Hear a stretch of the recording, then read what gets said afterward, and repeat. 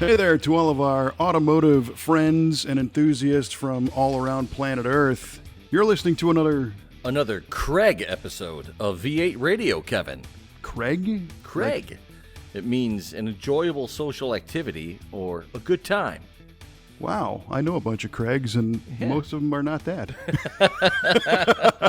It must have been opposite day when they were born. Yeah, well, you know.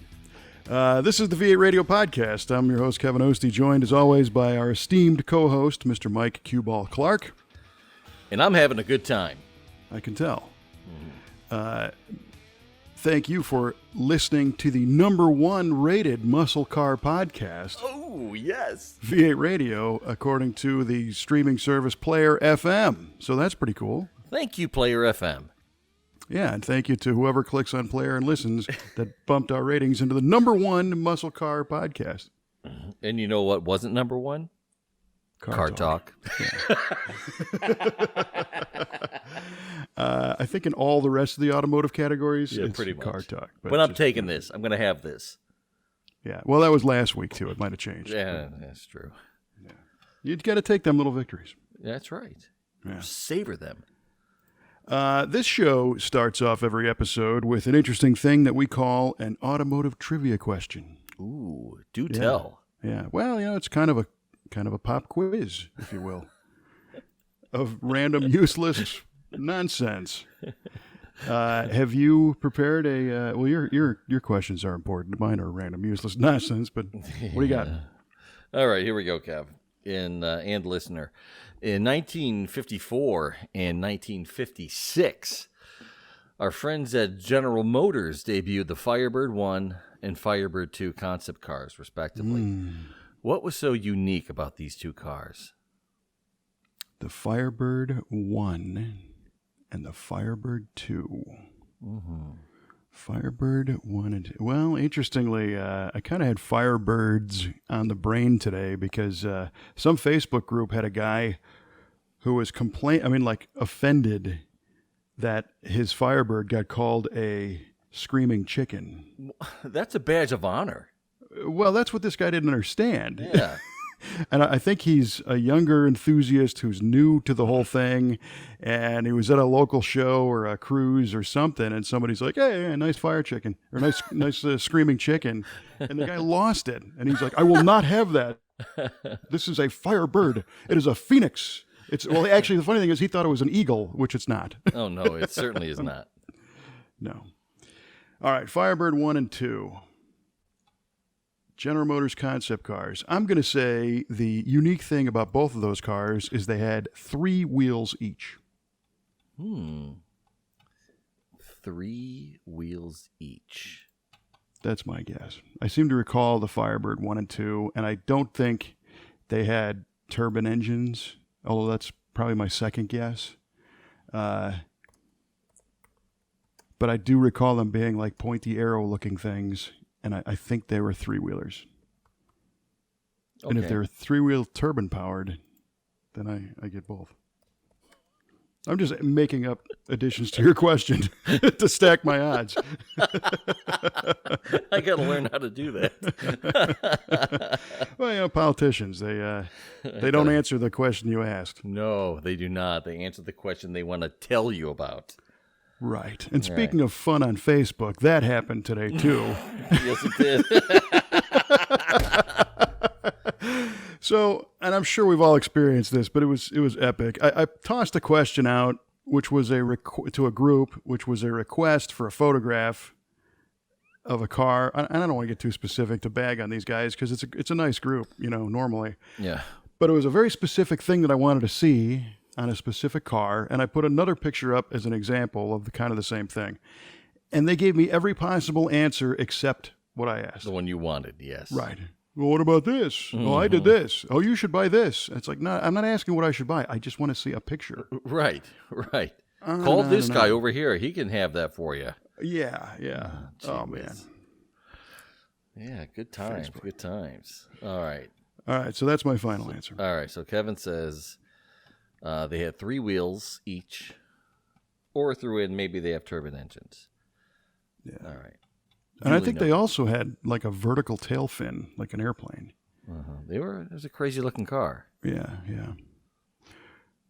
Maybe you can throw that in there too. All right. So I have a question for you that's nowhere near as fascinating. In the year of Anno Domini 1957, Okay. what was the highest selling American car in 57? What was the highest selling American car Mm-hmm. in 1957? Who was the sales king of 57? Ooh, okay. All right.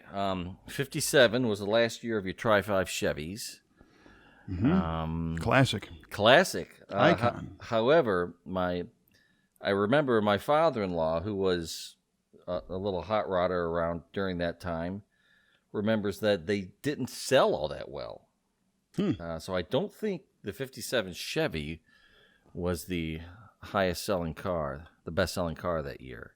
So we're talking about model or what manufacturer? Or what division? Yeah, make and model, I guess. Make and model. Okay. All right. Yeah, I mean, I think some of these, it's hard to say. I think it's a platform, put it that way, because some of these platforms have multiple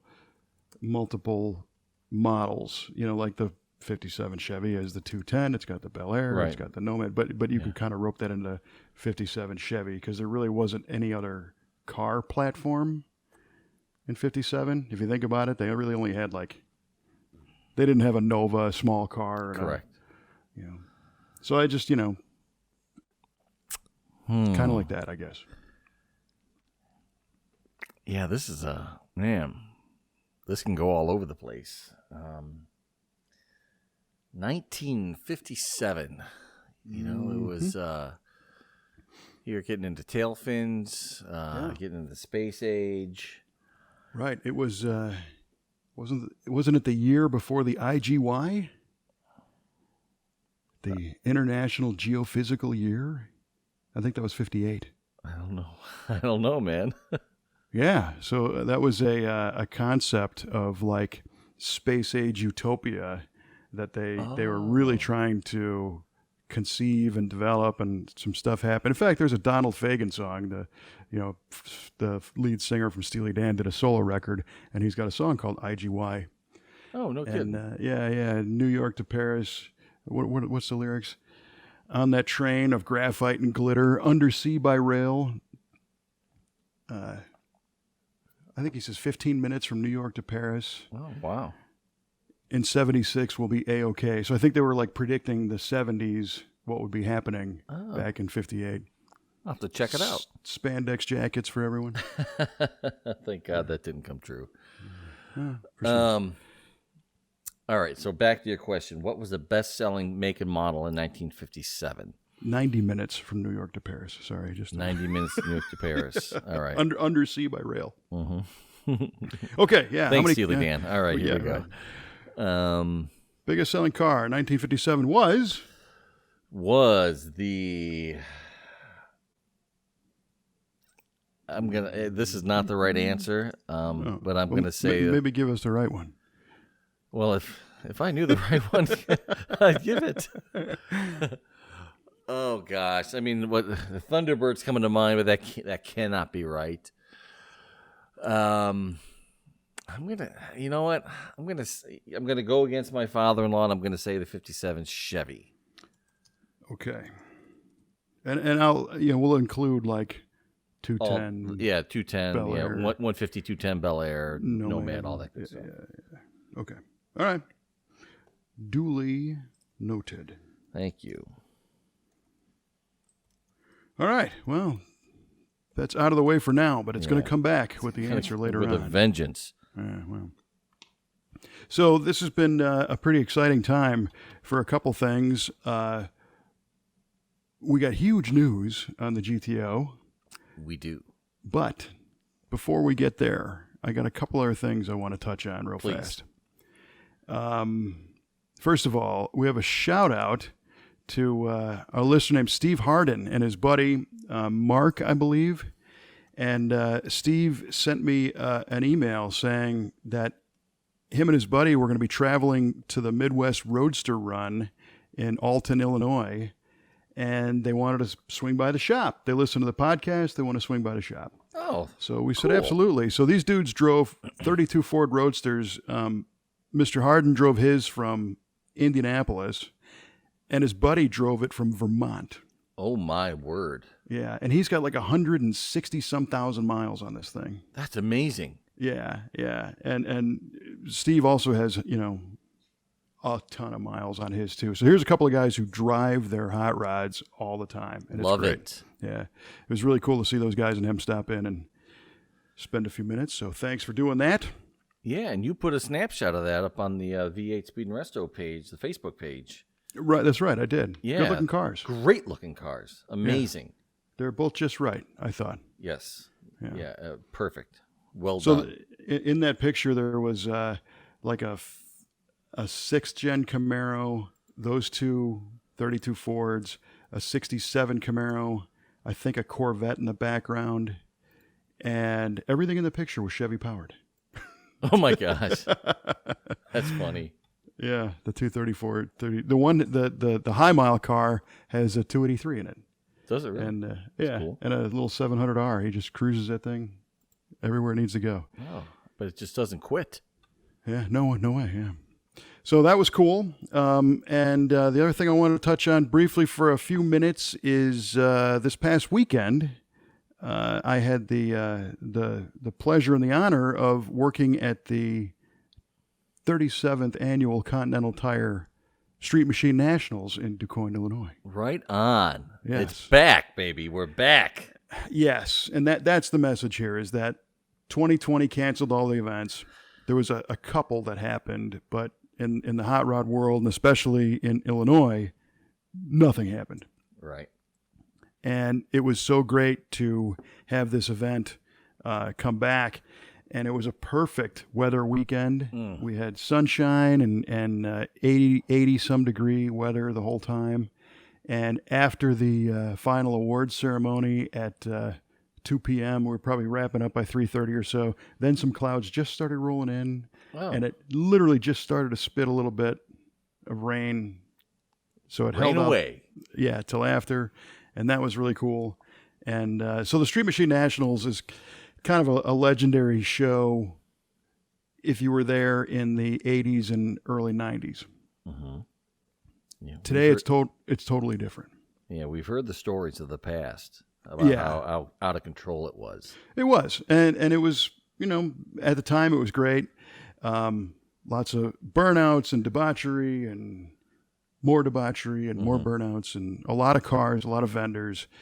And a lot of the people that were there, this time had been to those, and remember it, myself included. This was the 30th anniversary of my first trip to the Street Nats. Yeah. Nice. Yeah, it was cool. And today, in addition to having the COVID thing happen, a lot of people were asking questions, about why is this different, and let's bring back the old days. And I just wanted to take a moment to touch on a few things. So what we had here this past weekend was over 50 Pro Street cars in Pro Street Alley. Very cool. It is very cool. And Pro Street, I think the most solid definition I can give you is that these are cars that were meant to look like NHRA pro stock racers, but completely street legal and drivable. Yes. So the requirements are giant rear tires, big wheel tubs, and a secondary requirement is an outrageous engine, preferably with a blower coming through the hood or turbos or, nitrous and all that stuff. And that's the bare minimum. And then on top of that, there's graphics and interior and all the rest. So the Pro Street crowd is unique in the sense that it's like a sub niche of hot rodding. Mm-hmm. Not everybody, it's not super popular, like from a size of the niche. But Pro Street enthusiasts go all in 100%, right?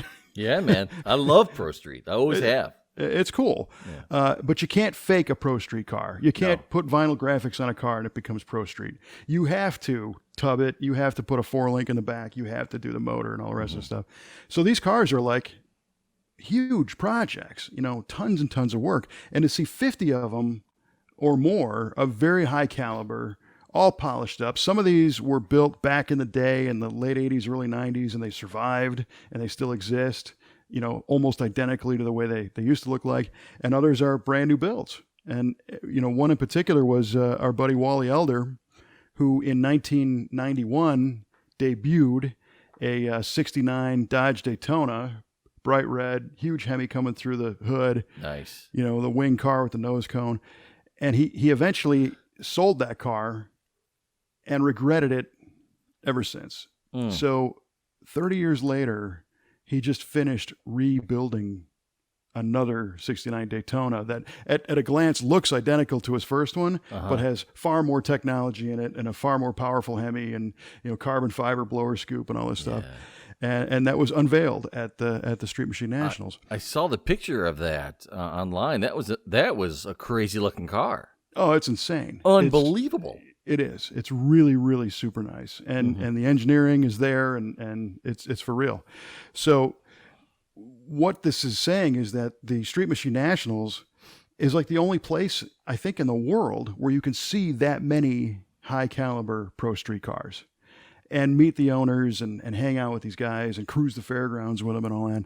So that's a pretty special thing, and Sure. You don't have to be into these cars to go there and get blown away by the colors and the just the presentation and the camaraderie. It's a lot of fun. So that in itself is worth going to see. And the Bonnier Corporation that owns the event is working with the Pro Street guys to enhance that whole experience and make it even a bigger thing.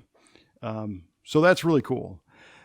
Plus all the rest of the cars that were, regular, some daily driven cars with just a couple of mods all the way up to, you name it, everything's there. Trucks and hot rods and muscle cars and street rods and classics. So the car count this year in 21 was better than 19 before COVID. That's fantastic. It is fantastic. That's the greatest thing that could have happened. Yeah. And it tells you that people want to get out and do stuff again. Yes. And go have fun. Now, I think we all look at the past with rose-colored glasses and we try to, a couple of years ago, this thing was, much bigger. Well, really, it actually wasn't from a car count standpoint. One of the things that was bigger was the presence of some of the vendors and the displays. And a lot of people were asking, where's this guy? Where's this company? Whatever, because that was light. And I was trying to explain to these participants that a lot of these companies that you're asking about are still not doing anything, and they don't want to risk committing to an event that might be canceled or, nobody shows up or whatever. So some of the participants were saying, you'd have more people here if you had more vendors. Well, yeah, you'd have more vendors if you had more people. Yeah. It's a catch-22. So what really needs to happen is the show, people have to look at the quality of the show for what it is and want to come, and then everybody will come. You build it, they will come. So as a preview of 2022, I think we can expect something really huge because I don't know anybody that didn't have a good time and didn't enjoy coming to this one. And there was a burnout contest and, the dyno challenge and all that fun stuff. But they're working on having more things to do throughout the whole weekend because it's a 3-day show, Friday, Saturday, Sunday. And to really make it worth a trip to go. And it's great to see the event organizers are listening and they're planning. So it was fun. Well, and then for me, the mind bender was I got to MC the stage and host the stage all weekend. So, I was telling Kelly 30 years ago, I was just some random, just some dude was spectator doing some debauchery and some burnouts and stuff. walking through the gates, with no car or no nothing, with a couple friends of mine. And you fast forward, and now I was fortunate enough to be the guy on stage doing the ceremonies and the presentations and emceeing the burnout contest. Now you're the mayor of the Street Nats. No, I would not say that by any stretch. But I might be like Streets and Sand, you know. There you go. Parks and Rec, perhaps. Yeah. I might be the dog catcher of it. Right. But at least I'm on the masthead, you know. It was very cool, and I hope to have that opportunity again. Because that show was special back then, and it still is today, and it's only going to get better. So that was cool. Good deal. That has to be just so good for you to be able to be out there and get back, because I know you love doing things like that, and you love being around people, and you love just hosting these things and just being in the whole vibe. It's got to be really, really good for your soul.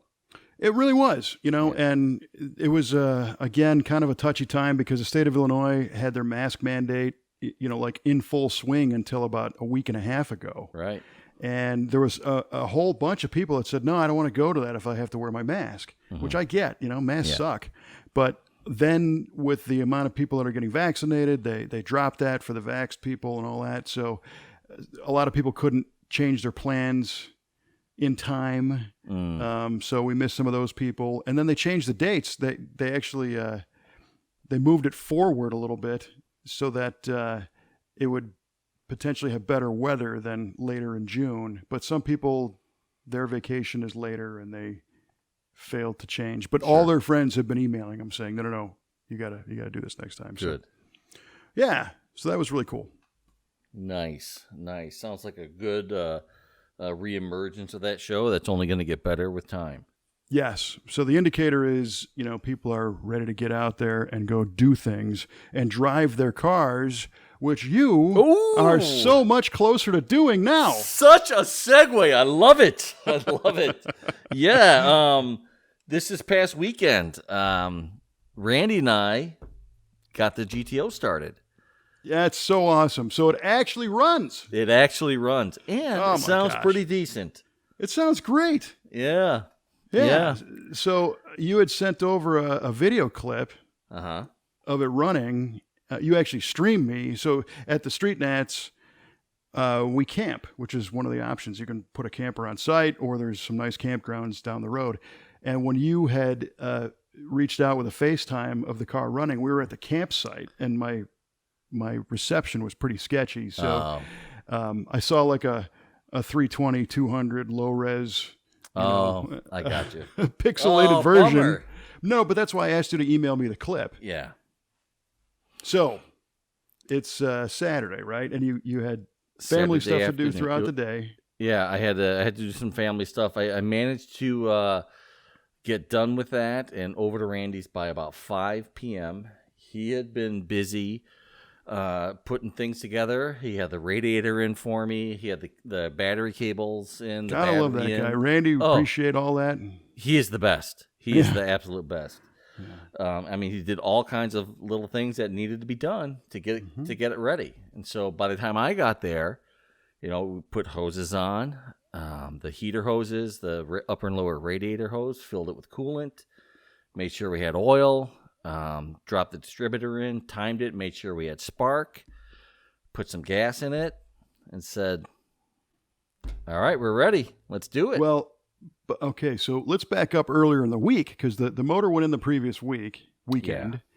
And then you said it probably on Tuesday or Wednesday, that you thought it might have to come back out. Yeah, we were back out there and we saw a little bit of oil, a drop of oil coming off of the back of the oil pan, right where the crankshaft is. You know, that little radius. So we didn't know if it was the rear main leaking or if it was the pan gasket itself. But it never really got bad. So we decided, for now, we can live with this. And maybe later on, if we need to do something about it, we can pull the engine and we can address it. Yeah, I think that was the right decision, because you had a good head of steam going. You didn't want to stop that momentum of getting this thing running. I did not want to stop that momentum at all. Yeah. So now it's back to Saturday. You're ready to turn the key on this thing. Turn it over? Yeah, I turned it over, and it sputtered for a second. We just didn't have any gas in the carb yet. Now, you had also mentioned to me during the week that you were rebuilding your other Quadjet. Did you do that, or did you start on the? I did do that. So I brought that carb over. We used that. It had all the vacuum ports we need. We got everything hooked up. Yeah, except the vacuum advance. I don't have the proper line yet, so it's just plugged off. Don't need it yet. Yeah. Yeah, no.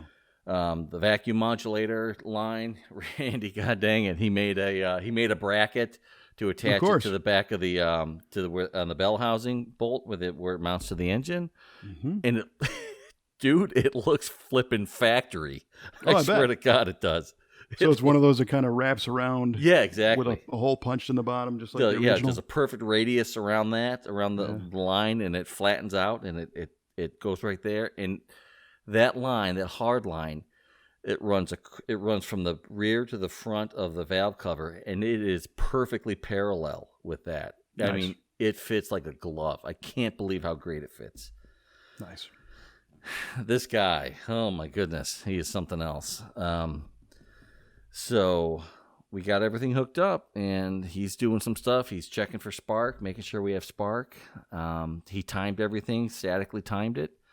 Now, one other hiccup that you had that we discussed before was the throttle linkage. Did you get that figured out, or was it the other carburetor? I ordered a throttle cable, a longer throttle cable. Gotcha.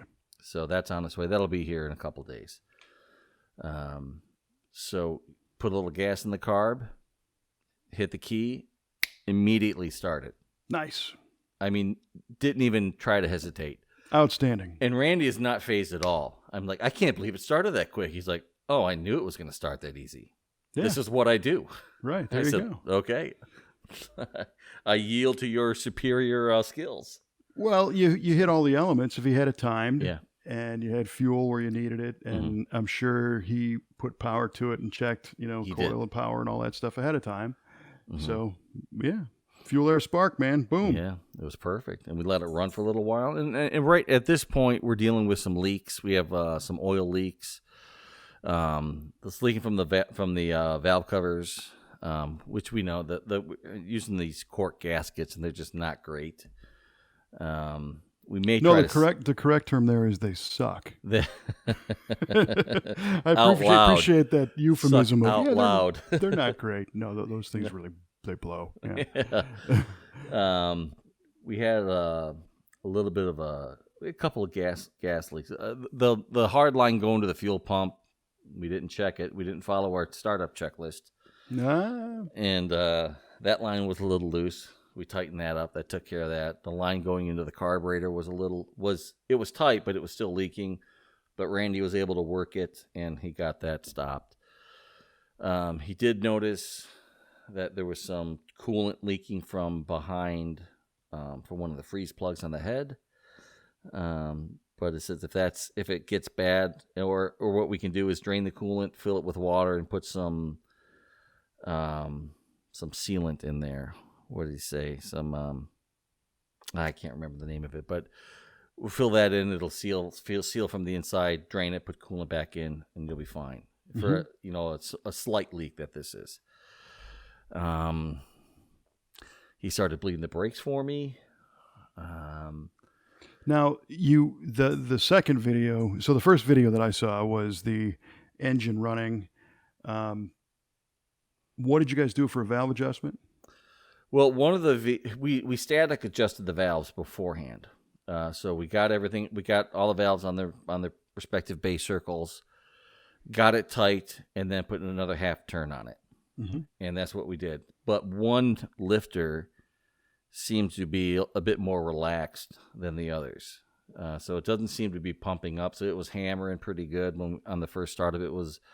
It was number one exhaust valve.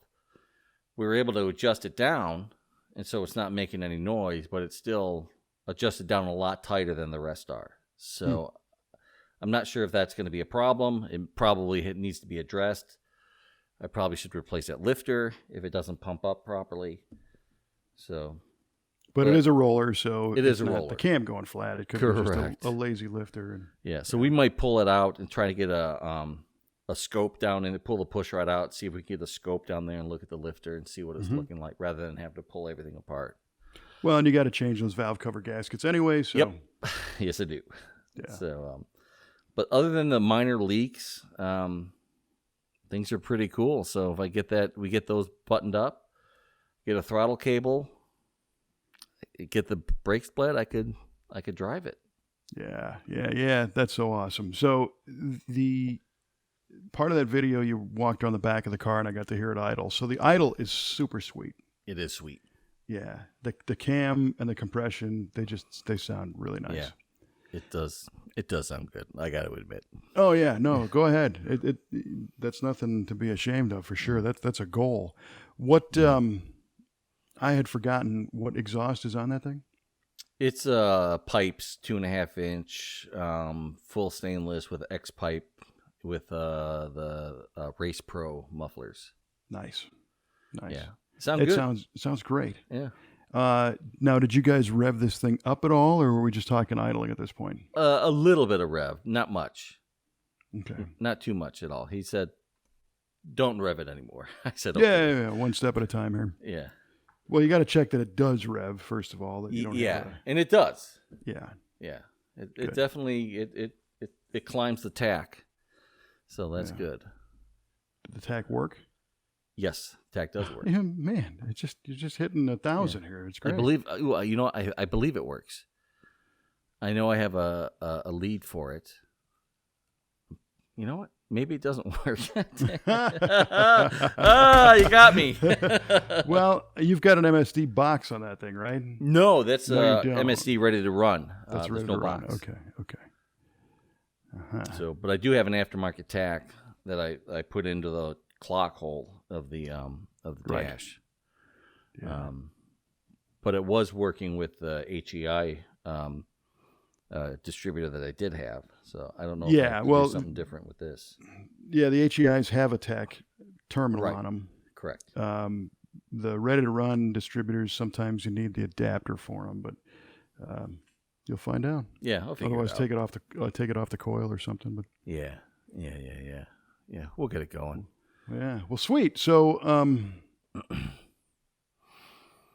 I'm just trying to think. You're hitting all the right stuff, and so a couple little knick-knack things, leaks and whatnot, and so are we thinking maybe the next week or so, next couple weeks, you'll be able to actually see if it moves? I think so. Yeah, absolutely.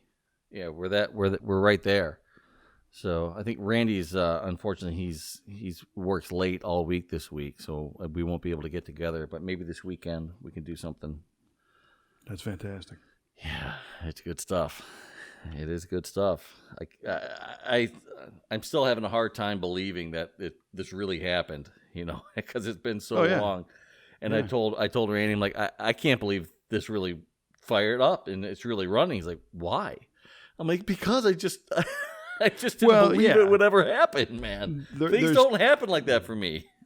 Yeah, there's two sides of that. There's the mechanical side and that's where Randy's coming from. You got your parts, you put them together right, and it has what it needs to run. Yeah. But then there's that psychological side where it's like, you understand, this thing has been out of my mind from the experience of having it run for so long that it's going to take a little to get that to work back in. Yeah, but the more I put these videos I took on repeat and watch them all day, I'm like, okay, I'm feeling pretty good about this now. Yeah, maybe this really is happening. Well, I think once it's in your garage, Oh yeah. But I'll tell you what, I've experienced this in the past too, where you work on something and you don't have it for a long time, and then you get it all back together and you bring it back home and park it back in that same spot. And in some strange way, it's like, did that 7 years even happen? Because here it is and it runs and it's just like, yeah, cool. I can go, I can walk out, turn the key, and hit it. Right. Yeah. Here's one for you. How old are those tires?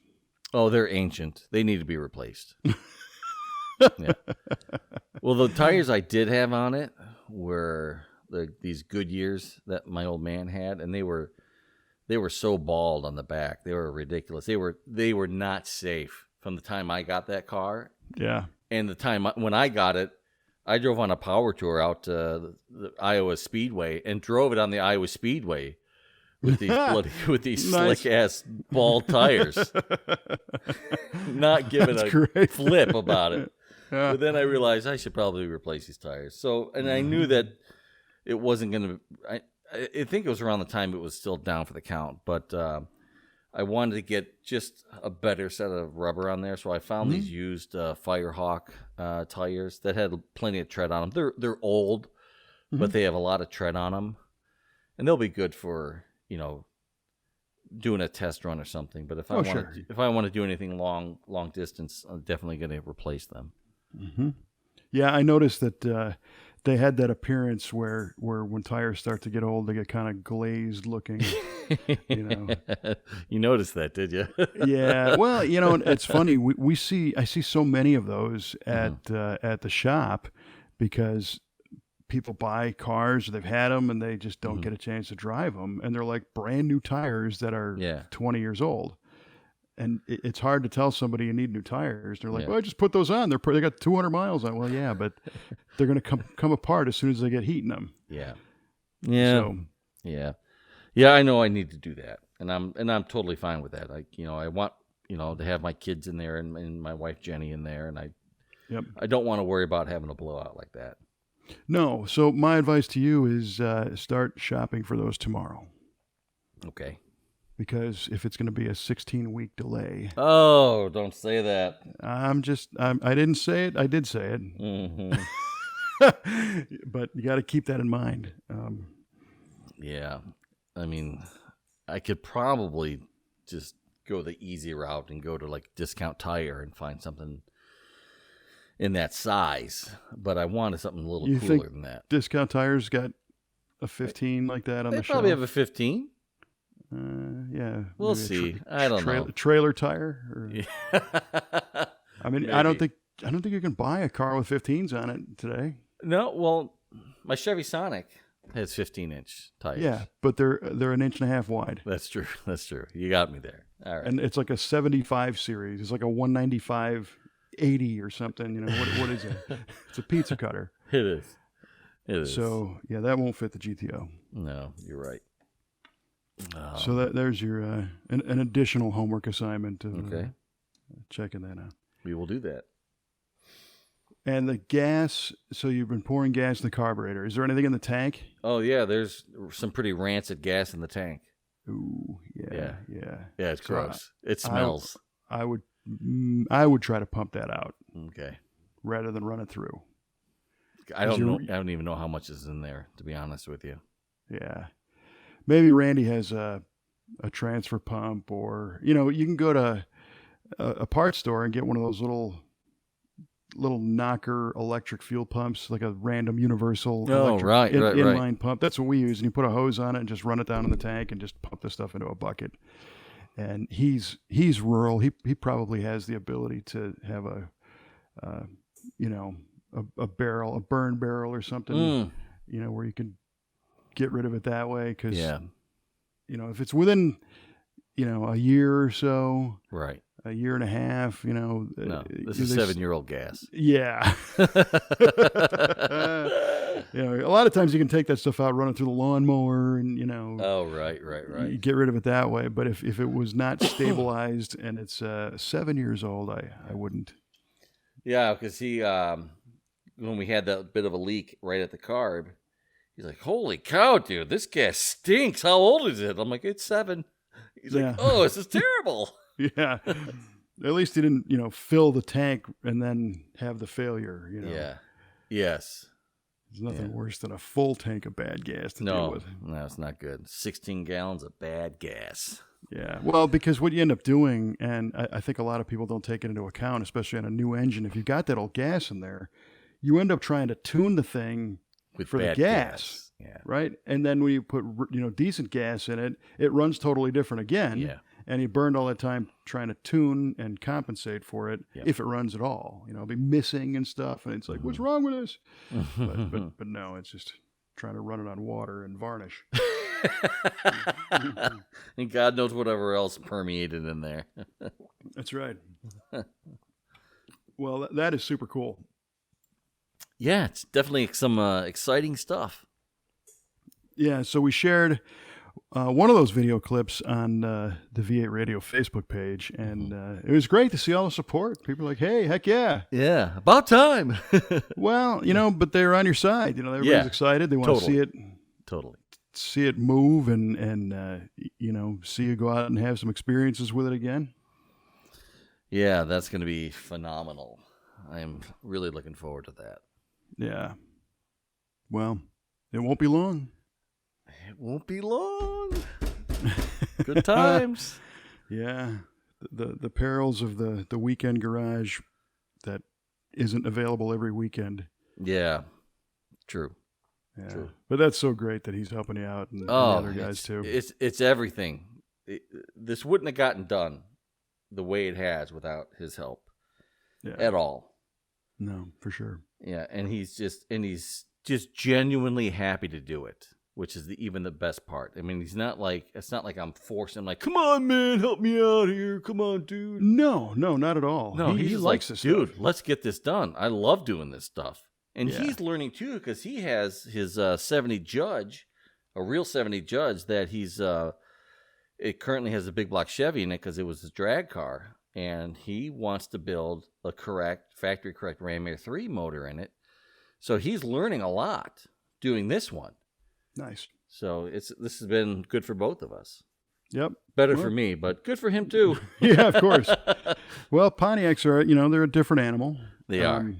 From a Chevy, and you always hear that, if you're an engine builder and you don't have experience with building a Pontiac or a Buick or even an Oldsmobile, they've got their things. All their the nuances. quirks. What do you mean the distributor turns counterclockwise? That's right. What? That's the big That's one. not what a Chevy does. Yeah, for sure. Mm-hmm. Where'd you get the air gap manifold? Yeah, like bro, from GM, babe.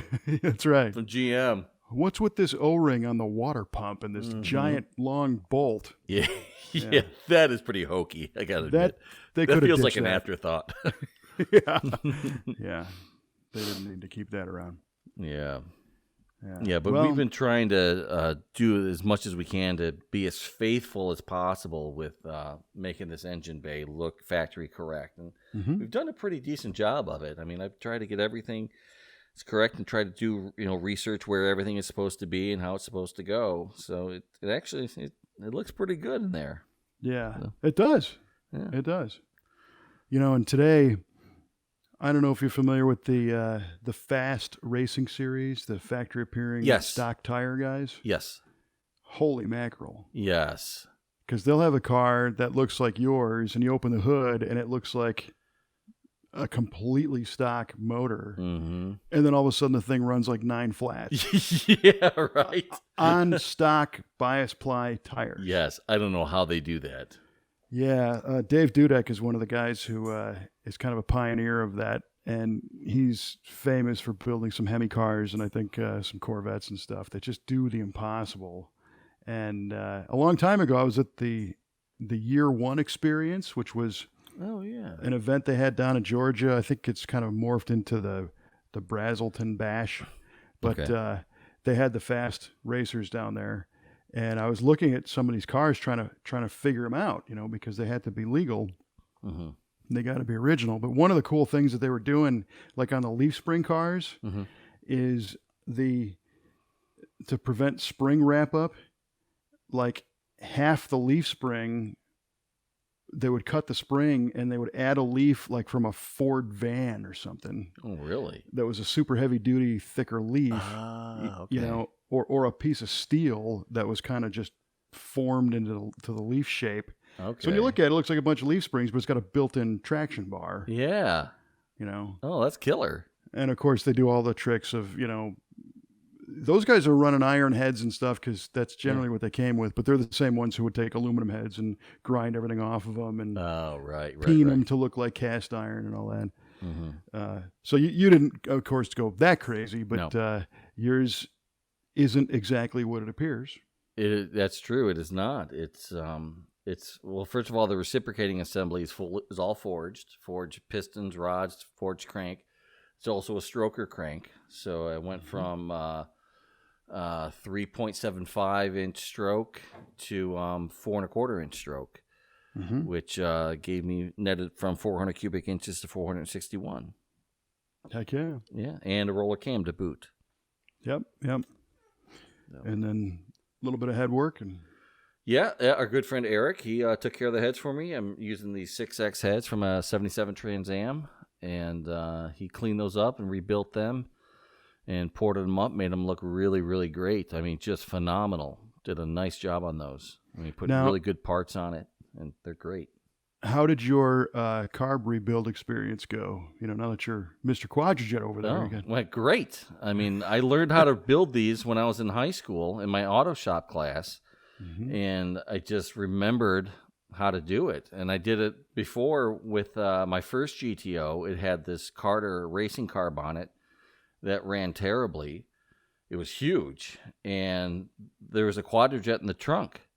And I'm like, let's build this. So I got a carburetor kit, and I cleaned it up and blew it out and put all these new parts in there. And I set the float level. And I put it all together, and it ran great. I'm like, holy cow, this really runs awesome. Yeah. And I proceeded to get in a lot of trouble with that car. Yeah, well. So, and I just did the same thing with that 70 manual carb that I thought I was going to use, and then just did it again with the 68. That's cool, and it's good. I'm guessing it didn't need the throttle shaft bushings and the epoxy Doesn't seem plugs. to have needed it. Yeah. I mean, you could tell somebody had addressed the well plugs. That's Somebody put some epoxy on there in the past and done something with them. That's good. But the throttle shafts felt good. It doesn't seem to be having any kind of vacuum leak through them with the car running. But we still have to tune it and set the idle speed and the idle mixture screws and all that. So we still got to do that. And so, but everything felt real good. So Yeah, good. yeah. Yeah, well, you'll know more when you drive it, which is coming soon. Yeah. Well, coming soon to a street near you. Yeah.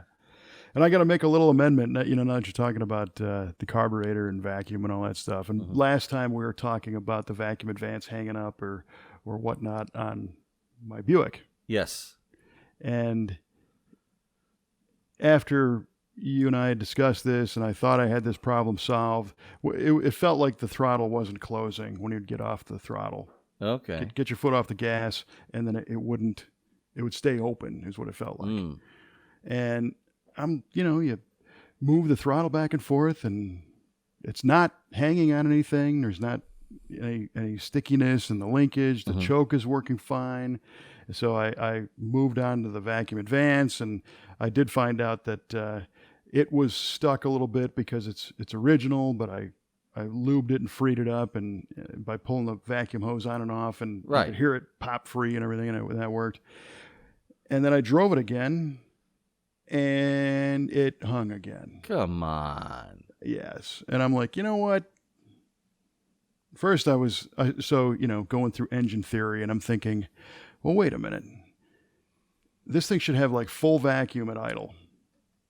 Yes. Because if you're running a vacuum source to the vacuum advance, so a non-ported so manifold source, vacuum. a manifold vacuum. Yeah. So when I pull this off, it should actually retard it. It shouldn't advance it. Correct. Yeah. So that's not what it was doing. So I'm looking at this thing like, and I thought, I'm gonna rev this thing up.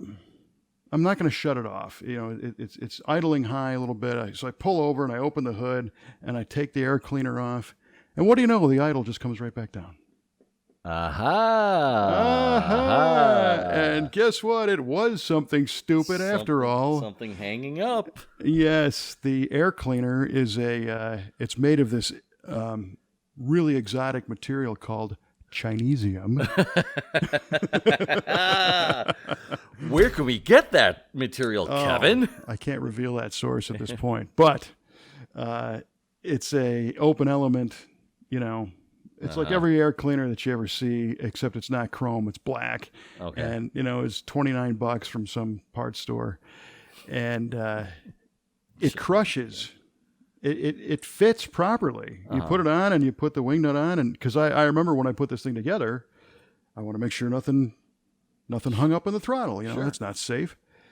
But if you over tighten that wing nut by like a half a turn, it distorts enough to affect the bottom of the air cleaner housing. Oh, gee whiz. So it crushes the filter down, which then pushes down on the base, and then it just rubs. Just hits that throttle linkage. A tiny little bit, and next thing you know, it manifests itself as the idle not returning all the way.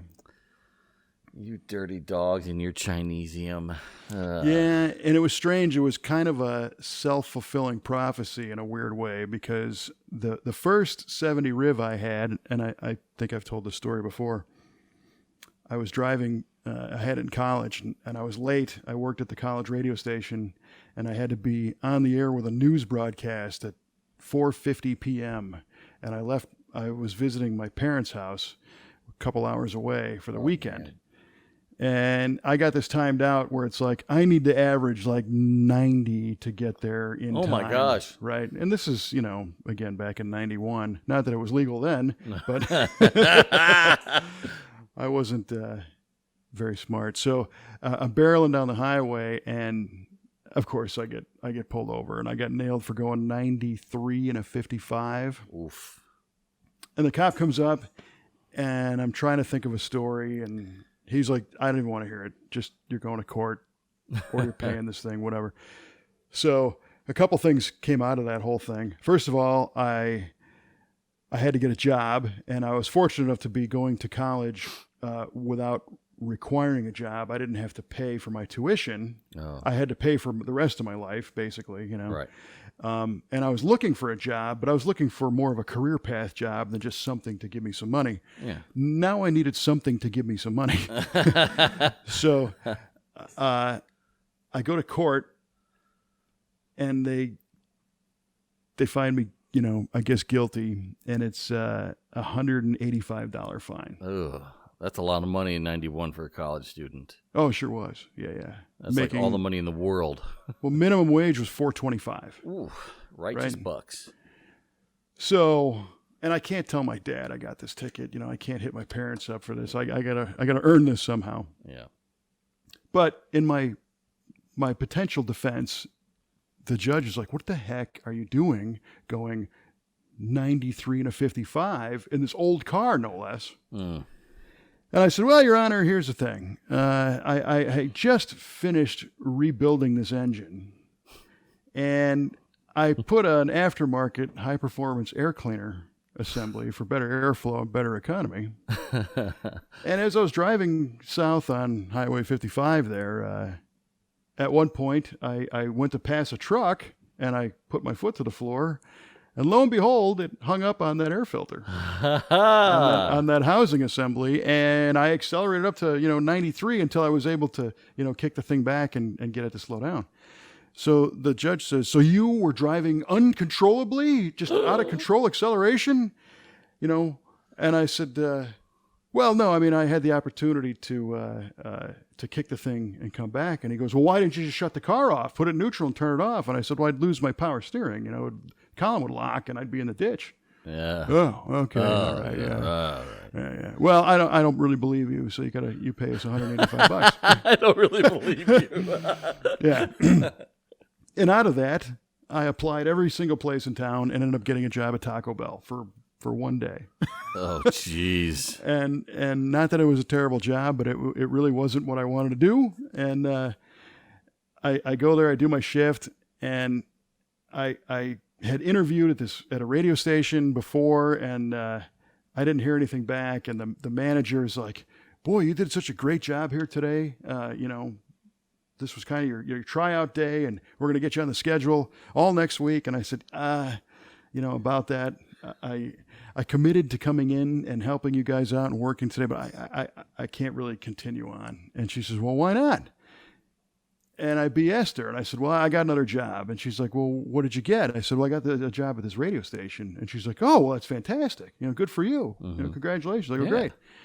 And I left and marched over to the radio station and got hired. That's awesome. Yeah, it was crazy. You fulfilled your own destiny. Yeah, so the moral of the story is you can make up some BS today, and it will come back 30 years later because now my air cleaner actually did hang up. Oh, man.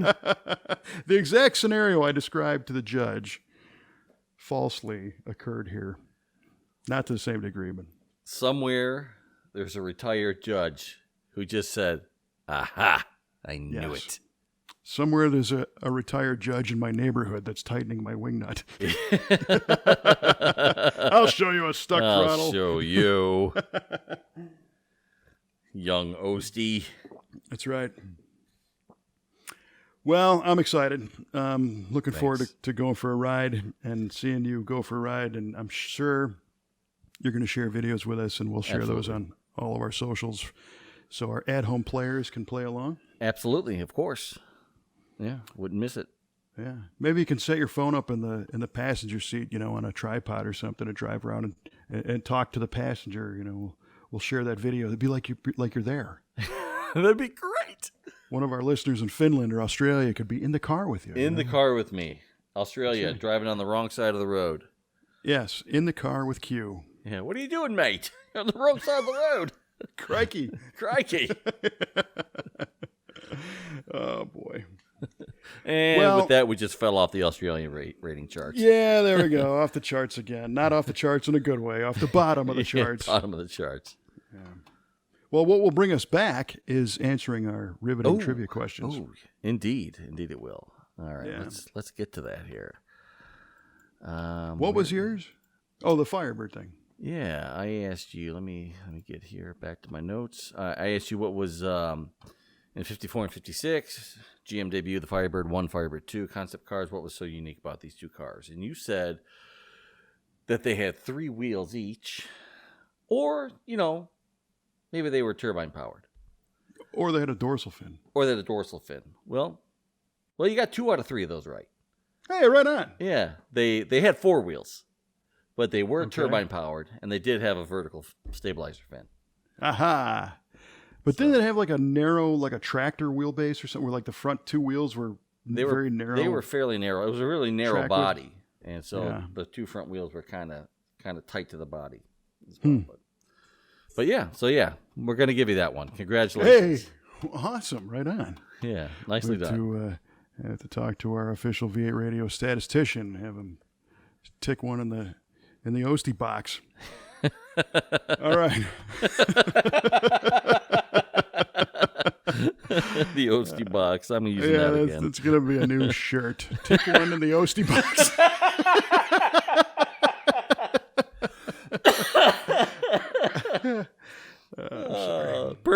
Perfect. Okay. So, for whatever reason, we were both zoned in on the mid-50s again. And my question to you was, what was the highest-selling American car in 1957 without getting too overly specific? And your guess was 57 Chevy. an admittedly incorrect 57 Admittedly incorrect, Chevy. but going for it anyway. Well, you were actually incorrect. You're right about being wrong. Yeah. Well, that's good. I'm right about something. Well, it kind of averages out. Uh-huh. Turns out it was the 1957 Ford.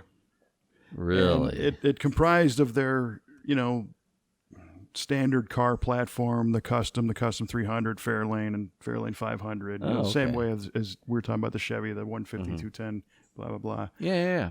But Ford surpassed Chevrolet sales for the first time since 1935. Ooh, that had to make GM PO'd. Yes, it did. And I think they quickly regained their title. But that's kind of what happened in 57. And it's interesting to think, when you envision Henry Ford, you just envision these Model Ts and Model As by the zillions coming off the assembly line. Mm-hmm. And it was because Henry Ford was so rigid and resistant to change that he lost his sales lead by 35, and it took them till 57, long after he had died, to get it back. Wow. That's crazy. I mean, also, it's amazing that they outsold GM because, Ford had what? Ford, Lincoln, and Mercury. Did they have Mercury in 57? They did, and they also were launching Edsel. Oh, that's true. But this was not Ford Motor Company wide. This was just the Ford car. The Ford car. Was number one. The Chevrolet was number 2.